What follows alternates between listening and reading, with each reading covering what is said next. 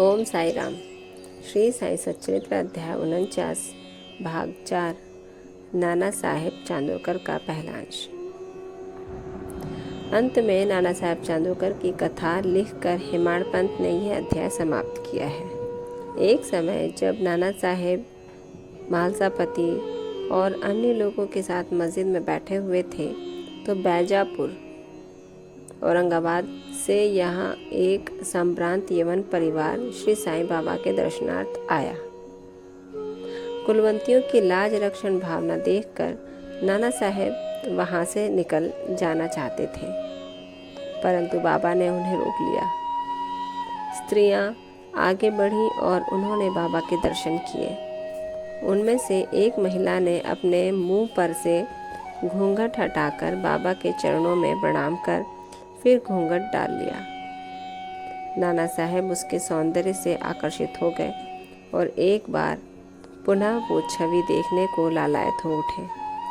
भगवान ने यह सुंदर सृष्टि निर्माण की है, अतः हमारा कर्तव्य है कि हम उसके सौंदर्य की सराहना करें।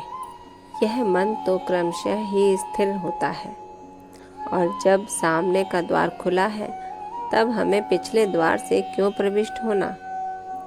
चित्त शुद्ध होते ही फिर किसी कष्ट का अनुभव नहीं होता।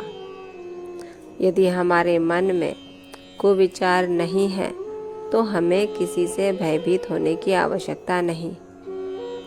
नेत्रों को अपना कार्य करने दो। इसके लिए तुम्हें लज्जित तथा विचलित नहीं होना चाहिए। उस समय श्यामा भी वही थे। उनकी समझ में नहीं आया कि आखिर बाबा के कहने का तात्पर्य क्या है, इसलिए लौटते समय इस विषय में उन्होंने नाना से पूछा। उस परम सुंदरी के सौंदर्य को देखकर जिस प्रकार वे मोहित हुए तथा ये व्यथा जानकर बाबा ने इस विषय पर जो उपदेश उन्हें दिए, उन्होंने उसका संपूर्ण वृतांत श्यामा से समझाया। ओम साई राम।